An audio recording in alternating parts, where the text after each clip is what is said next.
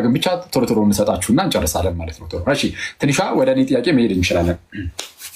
እሺ የዋዲዬ ቃለ ሕይወት ያሰማልን።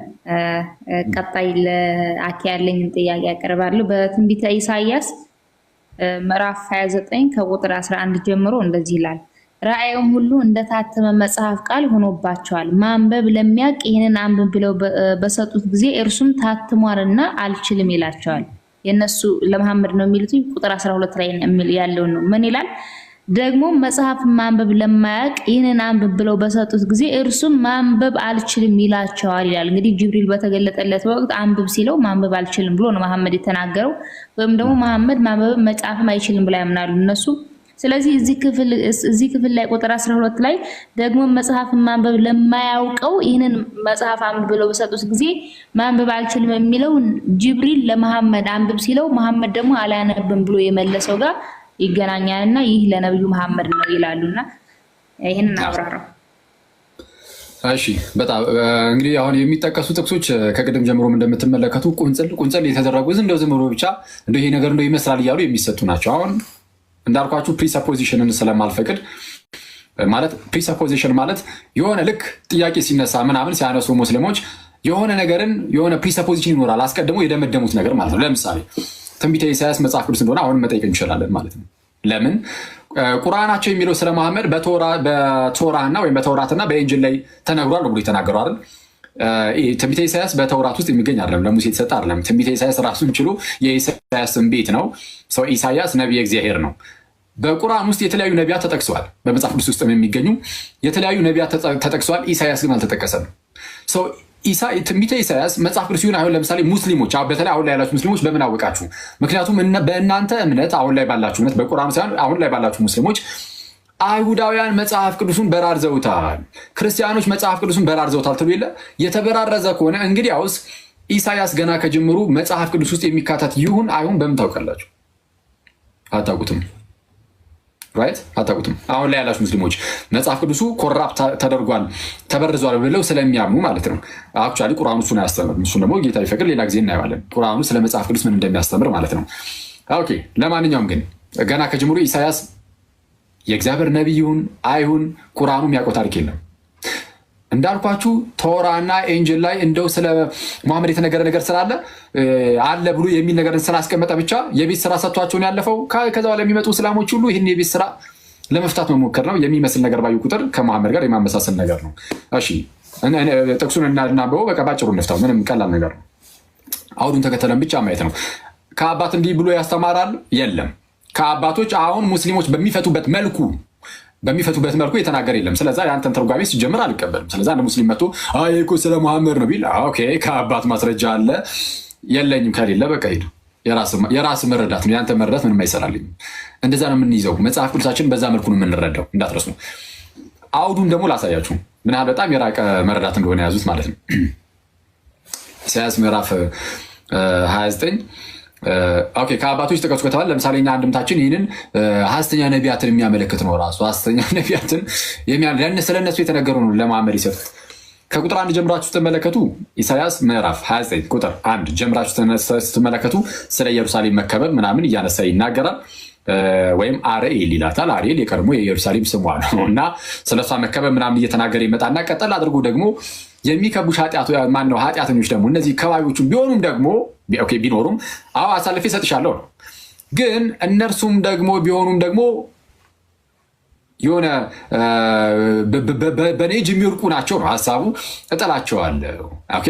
ብዛታቸው ቢታይ እንደ ምንም ናቸው እያለ ደግሞ ይናገራል። እንዲህ ይላል ከቁጥር 5 ጀምሮ ላንብብ። ነገር ግን የኃጥአን ብልጽግና ወይም ብዛት ማለት ነው እንደ ደቀቀ ትቢያ የጠላቶችሽን ብዛት ነፋስ እንደሚያመጣው ገለባ ይሆናል። ድንገትም ፈጥኖ የሰራዊት ጌታ እግዚአብሔር በነጎድጓድ በምድር መናወጥ በታላቅ ድምፅ በአውሎ ነፋስም በወጨፎም በምትበላም በእሳት ነበልባል ይጎበኛታል። እሺ በአርኤል ላይም የሚዋጉ ኢየሩሳሌምን የሚወጉ በእርሻዋም ላይ የሚሰበሰቡ የሚያስጨንቋት ማለት ይመጡና እስራኤልን ይወጓታል፣ ይከቧታል። ኢየሩሳሌምን ዘን ይወጓትና የሚታጨደውንም ምኑም ነገርም ያፋፍሳሉ፣ እህሎቿንም ይወስዳሉ። ግን የአሕዛብ ሁሉ ብልጽግና ወይም ብዛት እንደሚያልም ሰው ህልም ነው ይላል። በቃ እንደሚያልም ሰው ህልም ነው። በህልም ተጠግባለህ ምናምን በልተህ ጠግበህ ጠጥተህ ምናምን ሊሆን ይችላል። ግን ስትነቃ ግን ያ ጥጋብ ግን የለም አይደለ? ልክ እንደዛ ነው። እዚህ ግባ የማይባል ጥጋብ ነው። ልክ እንደ ኢሉዥን ነው የሚሆንባቸው፣ እንደ ቅዠት ነው የሚሆንባቸው ነው። ሰው ምን ይላል ቀጠል አድርጎ፣ ሰዎች ተርበው ሌሊት በህልማቸው ይበላሉ ይጠጣሉ፣ በተነሱ ጊዜ ግን ህልማቸው ከንቱ ነው። የተጠማ ሰውም እንደሚጠጣ ያልማል፣ በነቃ ጊዜም እንደተጠማ ነው። ሰው ነፍሱም በከንቱ ትመኛለች። ደብረ ጽዮንን የሚዋጉ የአሕዛብ ብልጽግናም እንደዚሁ ነው ይልና ደከሙ። አሁን ለማመር የሚሰጠው ጥቅስ ጋር እየደረስ ነው ማለት ነው። ደከሙ፣ ደነገጡም፣ ሰከሩም፣ በወይን አይደለም በጠጅም አይደለም፣ እግዚአብሔር የእንቅልፍ መንፈስን አፍስሶባቸዋል። አሁን እግዚአብሔር ምንን አፍስሶባቸዋል? የእንቅልፍ መንፈስን አፍስሶባቸዋል። መሐመድን እንዳትረሱት። እግዚአብሔር የእንቅልፍ መንፈስን አፍስሶባቸዋል። አይኖቻቸውን የነቢያትንም አይን የተሰወረውንም የሚያዩ የአለቆቻቸውንም አይን ጨፍኖባቸዋል። እግዚአብሔር ጨፍኖባቸዋል። ስለዚህ የልቦናቸው አይን አያይም። የፈለገ ነገር ቢመጣላቸው ሊመለከቱ አይችሉም። ለምን? እግዚአብሔር በእነዚህ ላይ የእንቅልፍን መንፈስ አፍስሶባቸዋልና። አይኖቻቸውንም የነቢያትንም አይን የተሰወረውንም የሚያዩ የአለቆቻቸውንም አይን ጨፍኖባቸዋል። ማን? እግዚአብሔር። ስለዚህ ይህም ሁሉ ነገር እንደታተመ መጽሐፍ ቃል ሆኖባቸዋል፣ ማንም ሊረዳው በማይችል ደረጃ። ኦኬ። ስለዚህ ይህም ሁሉ ነገር እንደታተመ መጽሐፍ ቃል ሆኖባቸዋል። ማንበብንም ለሚያውቅ ይህን አንብብ ብለው በሰጡት ጊዜ እርሱ ታትሟልና ማንበብ አልችልም ይላቸዋል። ደግሞ መጽሐፍን ማንበብ ለሚያውቅም መጽሐፍን ማንበብ ለማያውቅም ይህን አንብብ ብለው በሰጡት ጊዜ ደግሞ እርሱም ማንበብ አላውቅም ይላቸዋል። መጽሐፍን አንብበው ቢሰጡት ማንበብ የሚችል ሰው ራሱ ቢሆን መጽሐፉ ታትሟል፣ ተዘግቷል፣ አረ ማንበብ አልችልም ያቅተኛል ይላል። ለማይችለውም ደግሞ ቢሰጡት ስለ አንድ ግለሰብ አይደለም፣ ስለ የትኞቹም ሰዎች ነው የሚወራው። ቢሰጡት አረ እኔ ማንበብ አልችልም ይላል። ለምን? እግዚአብሔር አንድ ጊዜ የእንቅልፍ መንፈስ በእነርሱ ላይ አፍሷል ይላል። ከላይ ከፍ ብሎ እንደዛ ነው ያለው። አሁን እያላችሁት ነው። ምንድን ነው ያለን? ደከሙ፣ ደነገጡ፣ ሰከሩም፣ በወይን ጠጅ አይደለም። እግዚአብሔር የእንቅልፍ መንፈስን አፍስሶባቸዋል። እሺ፣ አይኖቻቸውን የነቢያትንም አይን የተሰወረውንም የሚያዩ አለቆቻቸውን አይን ጨፍኖባቸዋል። ስለዛ መሐመድ እዚህ ውስጥ የሚካተት ከሆነ እንግዲያውስ መሐመድ አልችልም ያለው ማየት የተሳነው እግዚአብሔር እንዲጨፍን አድርጎ ፈጣሪ እንዲጨፍን አድርጎ ረግሞት ነው ያስብላል። የፈጣሪ ቁጣ በመሐመድ ላይ ሆኖበት ነው ያስብላል። ነው ግን ታምናላችሁ እንደዛ? ስለዛ መጽሐፍ ቅዱስ ቁንጽል እየተደረገ የተወሰደ ለራስ ፍቃድ አተርጉም። ትንቢት ከቶ በሰው ፈቃድ አልመጣም ይላል አይደል? ማነው ቅዱስ ጴጥሮስ? ትንቢት ከቶ በሰው ፈቃድ አልመጣም፣ ዳሩ ግን ቅዱሳን ሰዎች በመንፈስ ቅዱስ ተመርተው ተናገሩት። ስለዚህ የትንቢትን ነገር ማንም ለገዛ ፍቃዱ ሊተረጉም አልተፈቀደለትም። ቁርአን ራሱ ደፍሮ አልተረጎመው። አንተን አሁን እየተረጉምክ ያለው ቁርአኑ ይህንን ለማመር ነው አላለም ብሏል። አንድ አያ ይሄ ነገር ኢሳያስ ላይ የተነገረው እንኳን ኢሳያስ ላይ የተነገረው ሊጠቅስና ኢሳያስ ራሱ ነብይ ይሁን አይሁን አያውቅም። ቁርአኑ አልተጠቀሰም በስም ደረጃ። ኦኬ። ስለዛ እርግጠኛ ሆነን ያውቋል ብለን መናገር እንኳን አንችልም። ከተጻፈው አንጻር ብቻ እንካልን በቃ ያውቀው። ኦኬ። እሺ። ሰው ይህ የተነገረው ስለ ሐሰተኛ ነቢያት እግዚአብሔር አምላክ ቁጣውን ስላፈሰሰባቸው ስለነሱ ነው። ሰው ከዚህ አንጻር ልንመለከተው ይገባል ነው። ዘንድ ቀጠል አድርጎ ደግሞ እንደውም ምን ይላል እዛው ጋር ቁጥር 13 ላይ ማለት ነው። ቀጣዩ ቨርስ ጌታም አለ ይህ ሕዝብ በከንፈሮቹ ያከብረኛልና ልቡ ግን ከኔ የራቀ ነው። በከንቱ ያመልኩኛል፣ ሰው ሰራሽ ትምህርትም ያስተምራሉ። ስለዚህ እነሆ ይህ ሕዝብ በድጋሚ እንዲፈልስ አደርጋለሁ፣ አፈልሳቸዋለሁም፣ የጥበበኞችንም ጥበብ አጠፋለሁ፣ የአስተዋዮችንም ማስተዋል እሰውራለሁ ብሎ ይናገራል። አለቀ። ስለዛ መጽሐፍ ማንበብ የሚችለውም የማይችለውም በቃ አይረዳውም ነው። መጽሐፍ ማንበብ የሚችለውም የማይችለውም አይረዳውም። ለምን? እግዚአብሔር ቁጣውን በእነርሱ ላይ አስፍሯልና አይኖቻቸውን ጨፍኗልና ነው። ስለዛ ከመሐመድ ጋር የሚገናኝ ነገር አንዳቸውም የለውም ነው። መሐመድ ነው ካሉ ራሱ የእግዚአብሔር ቁጣ ስለፈሰሰባቸው ሰዎች እየተወራ ስለሆነ ወስዳችሁ አንድ ላይ ማድረግ ትችላላችሁ። ግን የሚናገረው ክፍሉ የፈጣሪ ቁጣ የፈሰሰባቸው መረዳት ስላቃታቸው ሰዎች ነው። ስለዛ መሐመድ የፈጣሪ ቁጣ የፈሰሰበት እንደማለት ነው። ኦኬ። ሰው ከዛ አንጻር መመለከተው ይገባል። ይቀር አጠር ላድርጎ እነዚህ። እሺ አኬ ቃልት ያሰማልን፣ እናመሰግናለን። ቀጣይ ጥያቄ ይኋድ ነው። ይሄንን ከመጽሐፉ አንጻር መጽሐፉን ከሚያነሱት አንጻር አያይዝህ ነው መልስ የምትመልሰው። መኃልየ ሰሎሞን ምዕራፍ 5 ቁጥር 16 ላይ እንደዚህ የሚል ቃል አለ። አፉ እጅግ ጣፋጭ ነው፣ እርሱም ፈጽሞ ያማረ ነው። እናንተ የኢየሩሳሌም ቆነጃጅት ሆይ ውዴ ይህ ነው ባልንጀራዬም ይህ ነው የሚለው ያው አህመዲን የሚል በዕብራይስጥ እንደዛ ይላልና መሐመድ ስለ ነብዩ መሐመድ የተጠቀሰ ነው ብለው ይሄን ጥቅስ ለመሐመድ ይጠቅሱታልና ከመጽሐፉ አያይዘህ ይህ ስለማን የተነገረ ነው ስለምንድን ነው ለመሐመድስ ይውላል ወይ ስለ መሐመድ የሚያመለክት ነገር አለው ወይ የሚለውን አያይዘህ መልስልኝ። ኦኬ እሺ እግዚአብሔር ይስጥልን። አንድ ቪዲዮ ላሳይና ከዚህ አንፃር ምን አይነት ቪዲዮዎች እንደሚሰሩ ማለት ነው። በዚህ ዙሪያ ትንሽ ፈኒ ነገር ስለሆነ አጠር አድርጌ መልሷለሁ። እውነት ለመናገር ያን ያክል ጊዜ የሚፈጅ አይደለም፣ ግን ትንሽ ፈገግ ስለሚያደርግ ያው ይሄንን ነው እንዴት እንደሚተረጉም እናሳየች።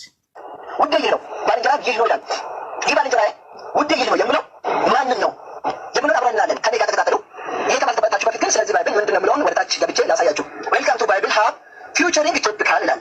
ስቴዲ ቱልስ ፕላስ ኮንሶርዳንስስ ፕላስ ኮንሶርዳንስስ ኮንኮርዳንስስ ኮሜንተሪስ ዲክሽነሪስ sermons and devotionals ይላል። አሁን የምንፈልገው ላብሊ የሚለው ነው። ላብሊ የሚለው ምን ነበር? በብሩ ላይ የሚለው ስናይ በብሩ ተቀመጠ። እዚች ጋር ብታነቡ ኮንቴክስት ውስጥ ያለው መሐመድ ሚን ይምላል።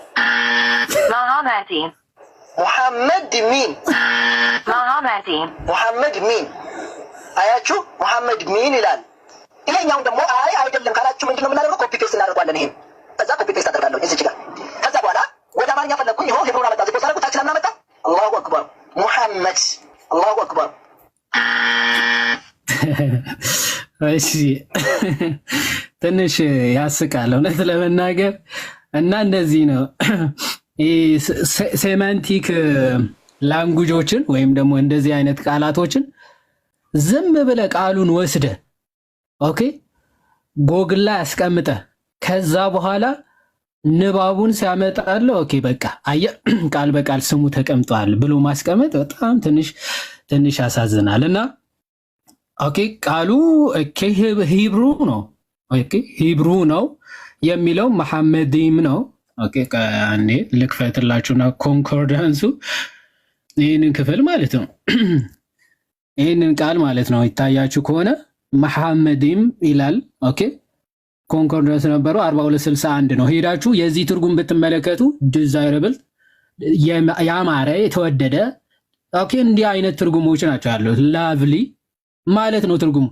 እነሱ ግን የመተርጎም የለበትም ቃል በቃል መሐመዲም ኢም የሚለው እንደውም ዛኪር ናይት ትላልቅ የሚባሉ ሰዎች ሳይቀር ነው አይዘው የሚያነሱ እና ኢም የሚለው ራሱ መውደድን የሚያሳይ ነው ከፍ ለማድረግ እንጂ መሐመድ ኢም የሚለው ለምሳሌ ኤሎሂም ሂም የሚለው በቃ እንትን ከፍ ለማድረግ ነው ብለው ይጠቀሙታል። ግን እንደዚህ አይነት ሐሳብ በጭራሽ መጽሐፉ ላይ የለም። ይሄ ክፍል ባይዘወይ በጣም የሚገርማችሁ መሐሌ ዘሰለሞን ላይ ነው ያለው።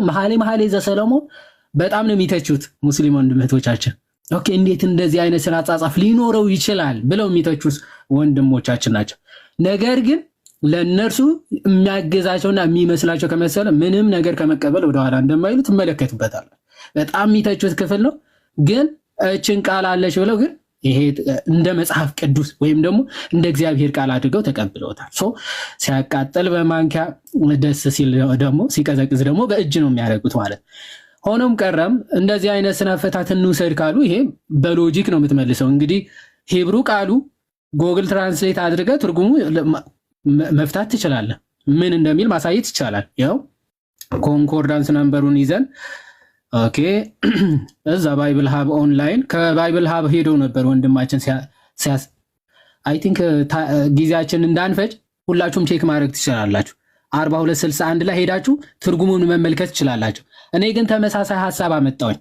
የት ላይ ሄደን ሕዝቅኤል 24:16 ላይ እንደውም እዛ መሐመድ ኢም የሚላለው ኢም የሚለው ሲያስቸግረው ነበርና ለምን ትቸገራለህ? እዚህ ጋር መሐመድ የሚል ቃል በቃል አመጣላለሁ።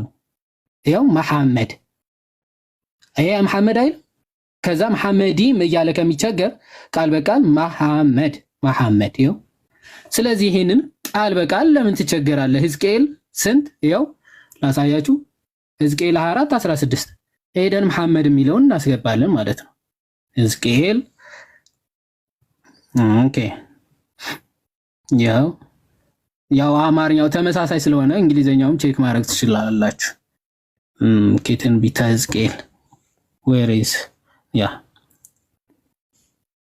24:16 እሺ ተመልከቱ እንግዲህ አምሮት የሚለው ነው የአይንህን አምሮት የሚለውን ነው። አምሮት የሚለው መሐመድ የሚለው ወይም መወደድ ማማር እንደዚህ የሚሉት ናቸው። መሐመድ ወይ መሐመዲም የሚሉት ቃላቶች የሚገቡት ማለት። ስለዚህ መሐመድ ብለን እናስገባዋለን። አስገብተን እንዴት እንደሚፈታ ላሳያችሁ።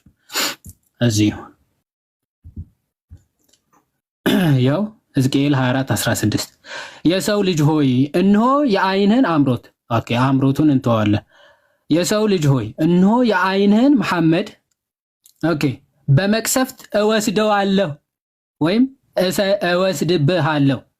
ኦኬ የአይንህን መሐመድ በመቅሰፍት እወስድብሃለሁ። አንተም ወይ አትበል አታልቅስ፣ ኦኬ እንባህንም አታፍስስ ይላል። ስለዚህ ይኸው መሐመድ ስለዚህ አይንህን መሐመድ በመቅሰፍት ምን ይሆናል? ይወሰዳል። ቃል በቃል መሐመዲም የሚል ቃል ከምትቸገር ቃል በቃል መሐመድ የሚል አለ። ስለዚህ የአይንህን መሐመድ ምን ይሆናል? በመቅሰፍት እወስድብሃለሁ። አንተም ወይ አትበል አታልቅስ፣ እንባህንም አታፍስስ ተብሏል። ስለዚህ ይሄንን ቀጥታ ልትወስዱ ይገባቸዋል። ሌላው አላህም የሚል ባይዘዊ ቃል በቃል ማምጣት ይቻላል። እችን ላሳያችሁና አላህ ራሱ ማግኘት ይቻላል። ኦፍ ኮርስ ይቻላል። እንዴት? ባይብል ሀብ ኮንኮርዳንስ ነምበር 427 ላይ ምን ብላችሁ 427 ይኸው አላህ ነው የሚለው ቃሉ። ይኸው አላህ 420 ግን አላህ ምን ማለት ነው? በጣም ደስ በሚል ሆነ ኦክ ማለት ነው ዛፍ። ይኸው አላህ ዛፍ ነው አይደል? እንዲህ አድርገን መውሰድ እንችላለን። ስለዚህ አላህ ምንድነው? እናንተ የምታመልኩት ዛፍ ነው ማለት ይቻላል። ይኸው እና እንደዚህ አይነት አሰራሮች በጣም ራሳችሁን መሸወድ በጣም ከባድ ነው። እሺ አላህ ስለተባለ ኦኬ ሊንግዊስቲክ አፈታቱን ሳንወስ እንደው ቀጥታ ነው የምወስደው ቀጥታ ወስጄ ነው እንደምፈልገው የምከተው ከተባለ ያው እንደምንፈልገው እንውሰድ። አላህ ምንድነው? ዛፍ ነው ብሎ መውሰድ ይቻላል። ቀድመም እንደተባለው በመሐመድ በምን በመቅሰፍት ይወሰዳል ተብሎ መፍታት ይቻላል። እንደዚህ አድርገን ልንፈታው ይገባል ለማለት ነው። በቃ ይበቃኛል። እግዚአብሔር ያክብርልን፣ ቃልዎት ያሰማልን። ያዲ በጣም ደስ የሚል ገለጻ ነበረ። ሰው ታውቃለህ በጣም እንደመጣለት ነው እንደ ጉዱ የሚጠቅሰው እና ያበደ ነው። እሺ ቴንክ ዩ፣ ቃልዎት ያሰማልን። እናመሰግናለን ይሁዴ፣ ቃልዎት ያሰማልን። ወደ ቀጣዩ የአኪ ጥያቄ እመጣለሁ። ራእይ ዮሐንስ ምዕራፍ ይሄን ነገር ግን ያገናኙት ከቡራቅ ጋር ነው። ቡራቅ መሐመድ በቡራቅ የምትባል ፍጥረት ወደ ሰማይ ወጣ ምናምን በሚል እሺ እና ከሱ ጋር አያይዘው ነው ይሄን ጥቅስ የሚጠቅሱትኝ። ራእይ ዮሐንስ ምዕራፍ 19:11 ላይ ቃሉ እንደዚህ ይላል። ሰማይ ተከፍቶ አየሁ፣ እነሆም አምባ ፈረስ ላይ የተቀመጠበትም የታመነና እውነተኛ ይባላል፣ በጽድቅም ይፈርዳል ይዋጋልም የተባለው ነብዩ መሐመድ ነው ብለው ሙስሊሞች ያምናሉና ለዚህ መልስ ሰጣ አብራራው። እሺ ቴንክ ዩ እግዚአብሔር ያክብርልን። ትንሿ ራእይ ምዕራፍ 19 ቁጥር 11 ላይ እንደዚህ ይላል ቃሉ።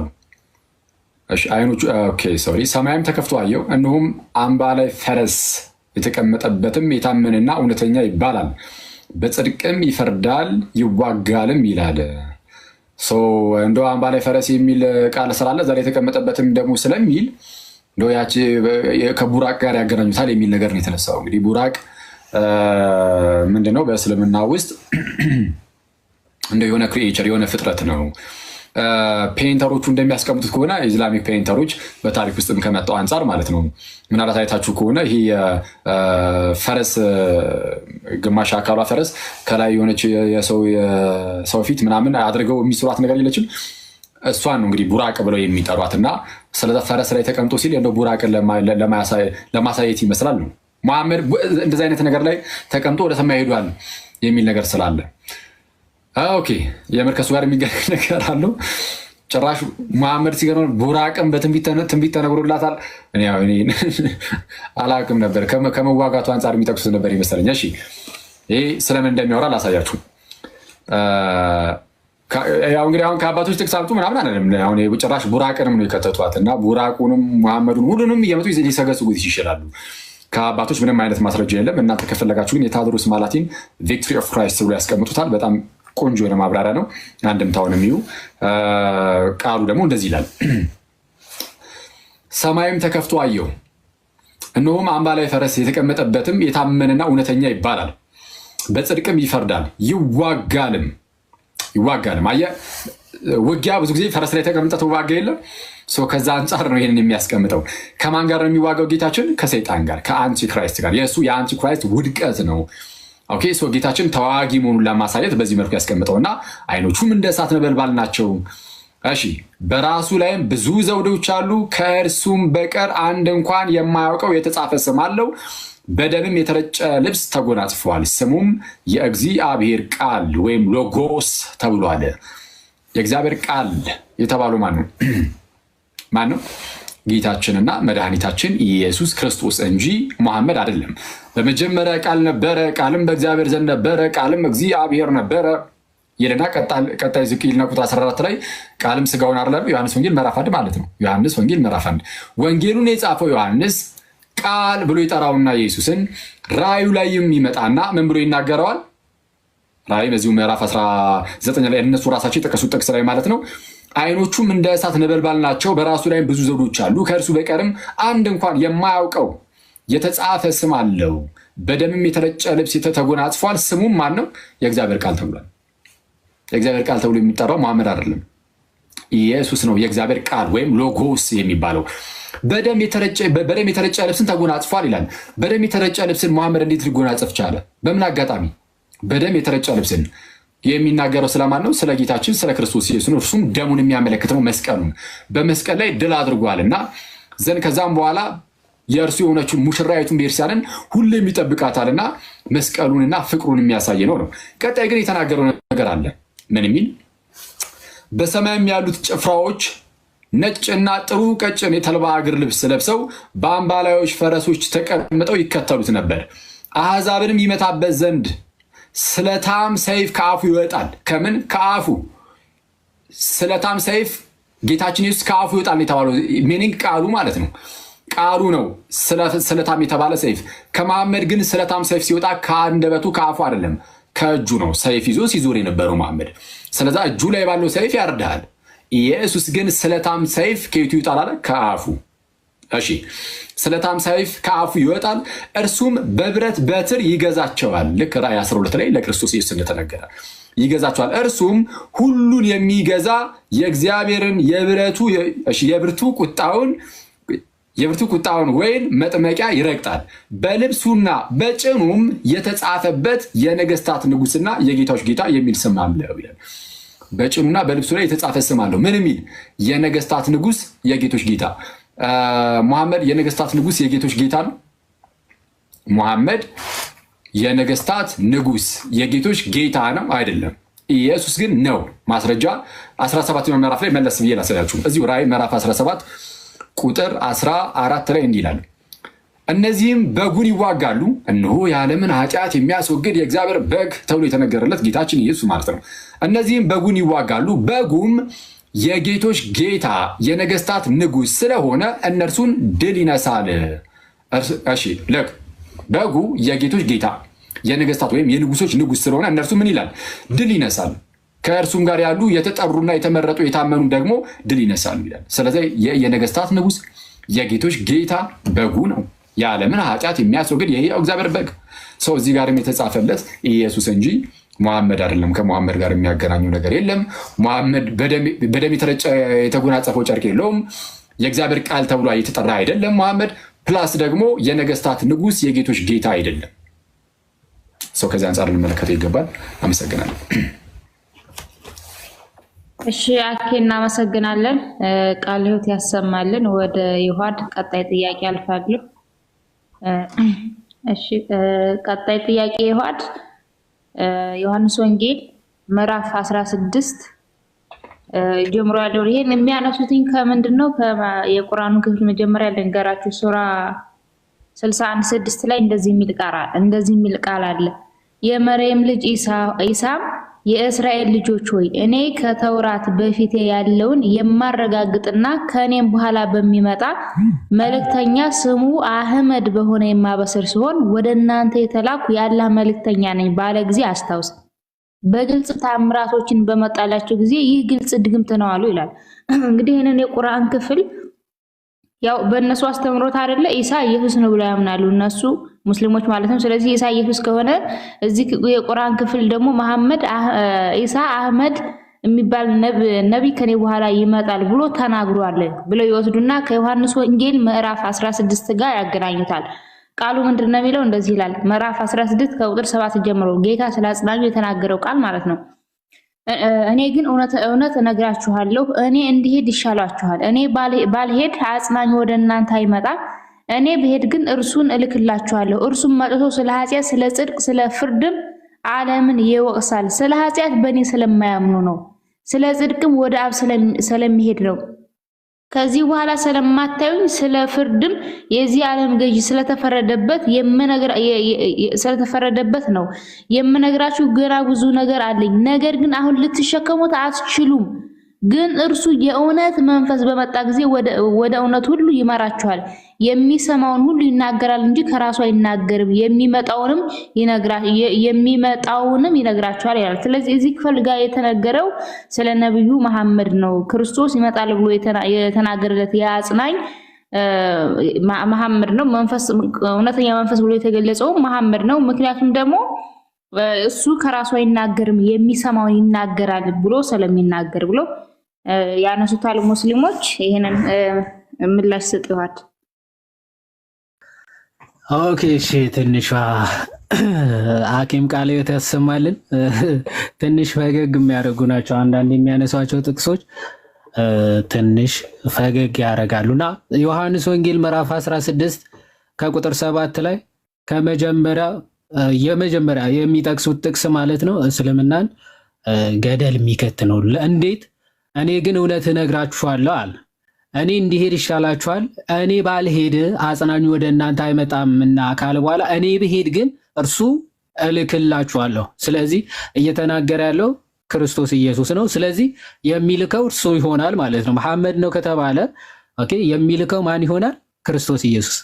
እሱ ከሆነ የላከው ክርስቶስ ኢየሱስ ከሆነ የላከው ደግሞ እዛው ዝቅ ብሎ ምን ይናገራል? ዮሐንስ ወንጌል ምዕራፍ 16 ከቁጥር 7 እዛው ዝቅ ብለን ስንመለከተው ምን ብሎ ይናገራል? እርሱ መጥቶ ስለ ኃጢአት፣ ስለ ጽድቅም፣ ስለ ፍርድም ዓለምን ይወቅሳል ካለ በኋላ ስለ ኃጢአት በእኔ ስለማያምኑ ነው ይላል። ስለ ጽድቅም ወደ አብ ስለሚሄድ ከዚህ በኋላ ስለማታዩ ነው ይላል።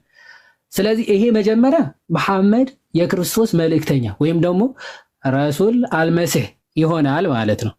ከረሱል አላህ ወደ ረሱል አልመሲህ ይቀይረዋል መሐመድን። ቀጥሎ ደግሞ እዛው ምንድነው የሚለው? ክርስቶስ ምን ይላል? ዓለምን ስለ ኃጢአትና ስለ ጽድቅ ይወቅሳል ካለ በኋላ ስለ ኃጢአት ምን በእኔ ስለማያምኑ ነው ይላል። በእኔ ስለማያምኑ ምን ብሎ? ክርስቶስ አንድያ የእግዚአብሔር ልጅ ብሎ የማያምን ማለት ነው። ኦኬ፣ በልጁ የማያምን አይደለም የሚለው። ስለዚህ በልጁ የማያምን የእግዚአብሔር አንድያ ልጅ ነው ብሎ የማያምን ካለ እሱ ይወቅሰዋል። ኦኬ፣ ጽድቅስ ወደ አብ ስለሚሄድ ነው ይላል። ይሄ አውግስቲንም ሲፈታው ምን ብሎ ይናገራል? ስለ ጽድቅ እንዴት ይወቅሳቸዋል ብሎ ሲፈታው መንፈስ ቅዱስ ከመጣ በኋላ መንፈስ ቅዱስ የልቦናን አይን ይሰጣቸውና ምን ያደርጋሉ ይላል? ክርስቶስን በግርማዊ ክብሩ ወይም ደግሞ በሰማያዊ ክብሩ እንዲያዩት ያደርጋቸዋል፣ ይረዳቸዋል ማለት ነው። ለዛ ነው ክርስቶስ እኔ ብሄድ ይሻላቸዋል ብሎ ሲናገር፣ ለምንድነው እኔ ብሄድ ይሻላቸዋል?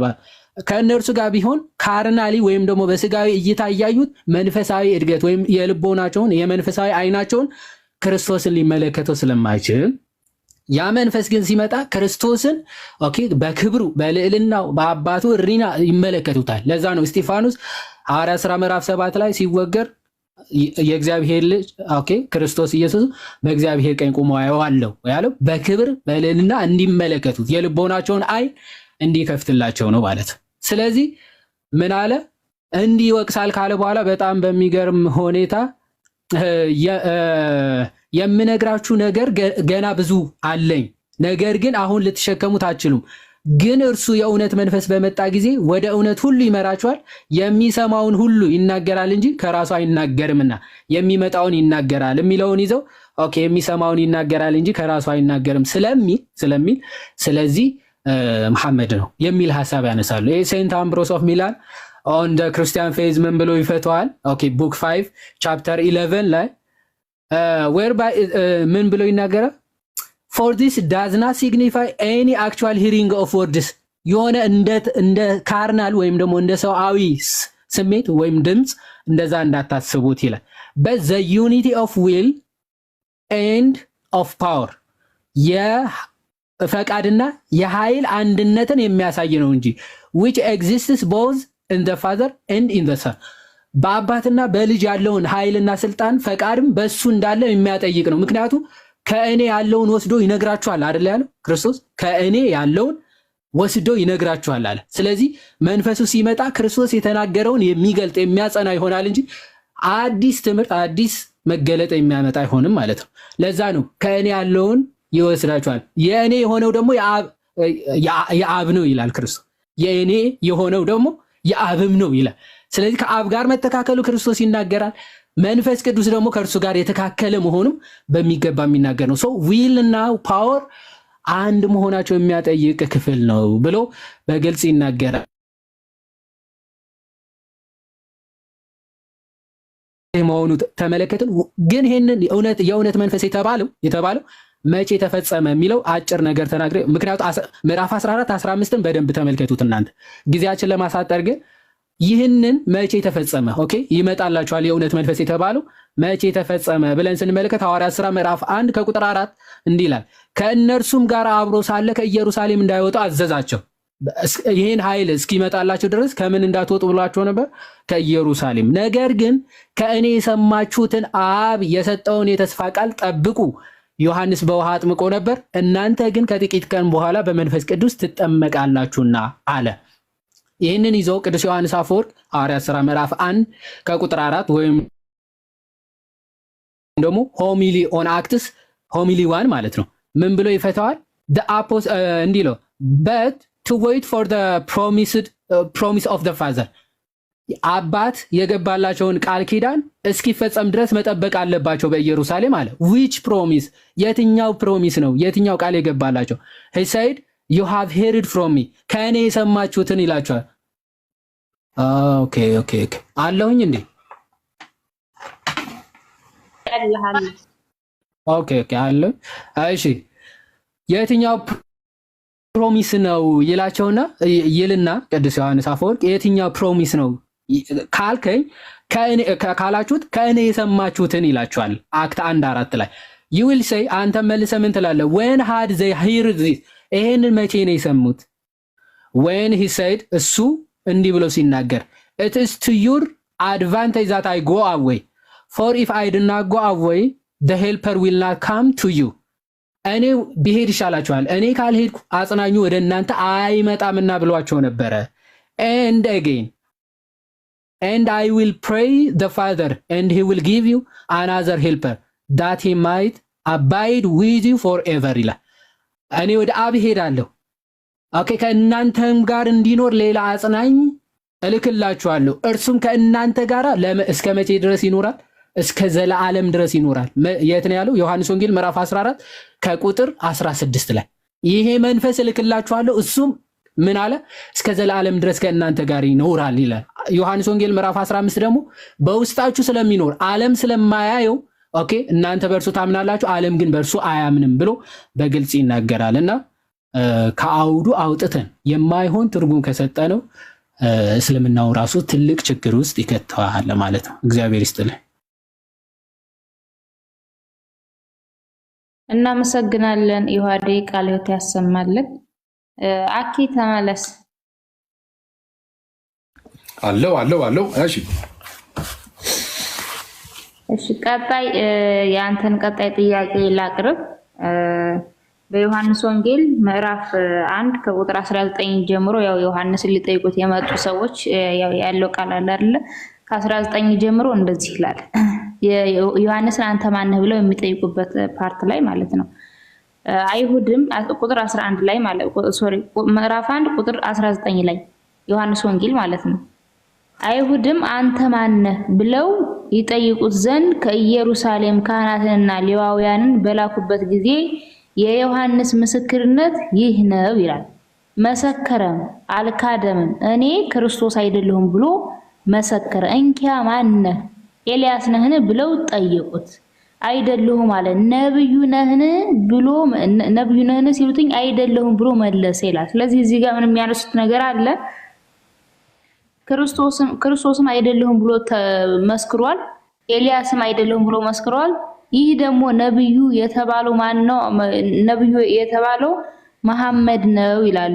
እናንተ ክርስቶስ ነው ካላችሁ እዛው ላይ እኔ ክርስቶስ አይደለሁም ብሎ መስክሯልና እሱ ይህ ነብይ የተባለው ክርስቶስ ከሆነ ደግሞ ክርስቶስ ነው ብሎ ለምን አይመልስም ነበር? እኔ ክርስቶስ አይደለሁም ብሎ ሲናገር ብለው የሚያነሱት ጥያቄ አለ። ይሄንን ምላሽ ስጥ። ኦኬ እንግዲህ ያው ጥያቄውን ተረታችሁታል ብዬ ተስፋ አደርጋለሁ። ዮሐንስ ወንጌል ምዕራፍ 1 ላይ ከቁጥር 19 ጀምሮ ከፈሪሳውያን ወገን የሆኑ ተልከው ወደ መጥምቁ ዮሐንስ ይመጣሉ እና ይጠይቁታል።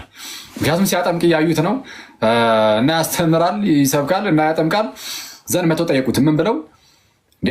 አይሁድ አንተ ማን ብለው ይጠይቁት ዘንድ እሺ ከኢየሩሳሌም ካህናትና ሌዋውያንን በላኩበት ጊዜ የዮሐንስ ምስክርነት ይህ ነው አለ። ዮሐንስ መሰከረ። አንተ ማን ነህ ተብሎ ሲጠየቅ ምን ብሎ መሰከረ? መሰከረም አልካደምም። እሺ እኔ ክርስቶስ አይደለሁም ብሎ መሰከረ። ኦኬ ክርስቶስ ነህ ለሚል ጥያቄ ነው። አይ ክርስቶስ አይደለሁም። ኦኬ እንኪያስ ማን ነህ? ኤልያስ ነህን ብለው ጠየቁት። አይደለሁም አለ። ነብዩ ነህን? አይደለሁም ብሎ መለሰ። ነብዩ ማነው? ነብዩ እዚህ ጋር ያው ከላይ ክርስቶስ ተብሎ ተጠይቋል። ቀጠል ብሎ ደግሞ ኤልያስ ተጠይቋል። ቀጣይ ነብዩ ነህን ተብሏል። ማን ነው? አጭር መልስ ለመመለስ ያህል የጠየቁት ከፈሪሳውያን የሆኑ ሰዎች ናቸው። መጥተው ተልከው እየጠየቁ ነው። ስለዚህ አሁን የእነሱን እይታ ነው ይዘን የምናወራው ማለት ነው።